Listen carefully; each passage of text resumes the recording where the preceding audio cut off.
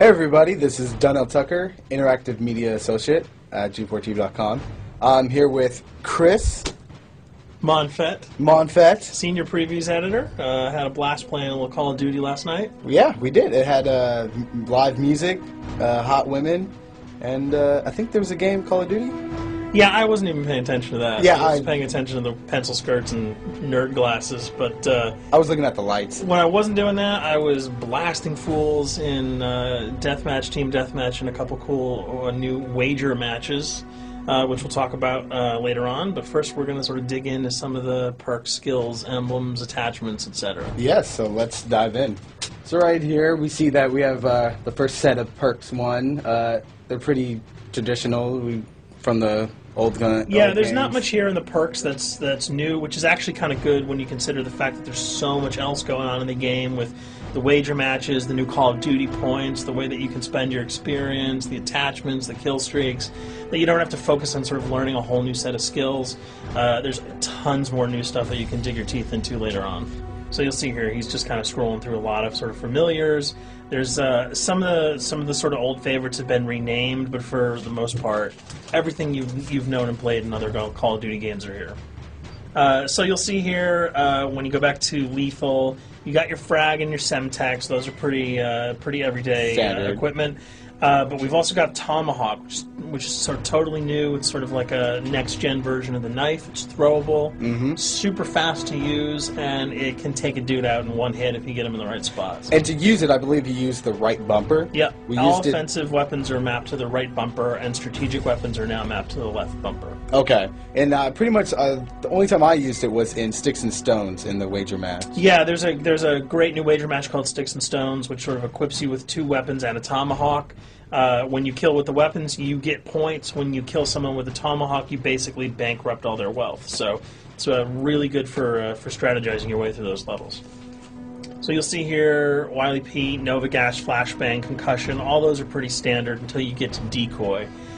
Decoy is I think it's going to really open up some strategy here. Essentially, you can throw out a decoy, and it's going to sort of fake your opponents into thinking that there's gunplay going on somewhere in the map. So if you sort of want to redirect where these guys are going, sort of turn them around, have them come to you so that you can do an ambush, you just sort of lob your decoy over. If they're not going to want to run in a gunfire, they'll turn around, hopefully right into your muzzle. That's something I probably want to try out a couple of times. See if they actually go with the bait. Yeah, people just run. It'll really sort of test how reactive people are to running into firefights, because some people are just super aggressive and they're going to run towards those red dots rather than away from them. And it'll really sort of test your ability to be strategic about when and where you use them. Now, here's something new. It's called the camera spike. Ah, yes. It's sort of super useful. I used this a bunch yesterday. You plant it down, and it basically takes over your mini-map with a sort of picture-in-picture window of wherever you planted your camera. So if you want to know if people are running through a certain alleyway, coming around a corner, if you're hiding somewhere and you just want to cover your back, you can plant a camera right behind you. It's a really kind of good way, especially if you're a sniper and you're in a position that you can get sort of snuck up on or sneaked up on. You can put that camera down and sort of cover your ass. Yeah. I was also using it for home videos. Because, I don't know, for some reason, I was just like, hey, there's me, let me say something to the Call camera. of Duty night vision action going exactly. on. Yeah. And the C4, the tactical insertion, those are things that you'll have remembered from other games. What we got here, though, is the motion sensor, which kind of acts like a little mini UAV, so you can toss that out and it'll give you a small radius just to sort of see if there are people coming. Super useful if you're hiding, say, behind a corner, beneath a windowsill, and you want to know if someone's sort of on their way so that you can just ride up and blast them. Throw that out, the red dot appears, you know you got a kill in your sights. So now we're on to kill streaks. There's some really cool new kill streaks here, this one being the RCXD. If you were ever into remote control cars, and believe me, I was, these are remote control cars with C4 on them. Nice little add-on to that. Right, which I did not have that when I was a kid. I did not have that either with a kid. They didn't sell it in stores. They would not let me have that, but now in Black Ops, you can guide this in sort of a first-person perspective. It's actually super easy to use. You'd think it would kind of just be running all over the place, but you can brake, reverse, go back, go forward, and you can choose to detonate it whenever you want. So it's not like if you accidentally run into a wall, it's going to explode. But if you see one of those coming your way, if you've got a machine gun, just start spraying bullets. Hopefully you can detonate it before it hits you. So you suggest not people to run, because that thing will catch Yeah, up. that thing's really fast, and it goes upstairs. It's really easy to navigate with. So if that thing So it's like shoot, and if you miss... Yeah, if it's after you, you're dead unless you can blow it up. Counter spy plane, that's basically a revamped version of the UAV. That's nothing new. This, however, the SAM turret... SAM turret, which I like really much, because it destroys... practically not every aircraft in there. I think Blackbird can't be destroyed. Yeah, there are some things that you can't blow up, but care packages, chopper gunners, that's going to really help out. It's it's basically for people who didn't want to run around with their rocket launcher and try to take down choppers. You can sort of plant that in a hopefully like a high position that has good angles on the sky, and hopefully it'll take out some of the things that are blowing you and your friends away. Now you'll see care package, napalm strike, sentry gun, mortar team. Those are all things you're pretty familiar with until we get down to Valkyrie rockets. These are remote-controlled rockets, a little bit kind of like the RCXD. These are a little bit more sensitive, though. They're going to do a lot more damage if you can hit your enemies or you throw them into a group of people.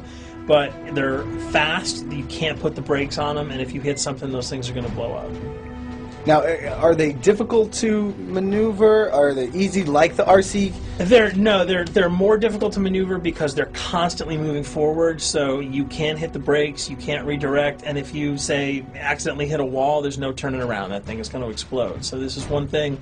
Open spaces are really key, but if you're really good, right? You've got a bigger blast radius, though, so if you kind of miss by a couple of feet, it's not going to matter because the guy's going to be vaporized anyway. And with 7 kills and 4,000 CP, it's going to take a little while to build up to it, but hopefully you'll be able to practice a little bit and really kick some ass. Now this is a Blackbird, yep, which, like I said before, cannot be shot down. Yeah, thank God. But pretty much it shows not only does it show the enemy positions, but also the direction of where they're headed. Yeah, and I think that's a first for the Call of Duty series. This is something that I'm really excited about, if only because every time you kind of see a red dot, you're not sure whether that guy's coming towards you, whether he's coming away from you. If you can sort of process all that information really quickly, it can really help you change up your strategy. Obviously, fans will remember these dogs from Treyarch's last outing with Call of Duty, World at War. There's a huge, fun addition to that game, just gunning down canines in the jungle. Looks like you'll be able to do it again this time, only that you get to call on the pack to kill your opponents. I got no problems blowing away a rabid attack dog. Well, even if it makes the sound, like a whimpering sound, even if it makes a little feel whimpering anything sound. when you shoot If that? it was like attack puppies or attack corgis, I probably couldn't shoot them because those are too adorable. But they probably wouldn't do much damage anyway. Yeah, they're pretty much held dogs, Yeah. so they're all black and vicious. I gotta take it down. Absolutely. This time the chopper is completely pilotable. You'll be able to jump in, fly around, machine gun dudes on the ground. If you've seen any of the single-player demo, you'll have a sense of what it's like to jump in the chopper, at least in the single-player mode, and blow up some bridges, stuff like that.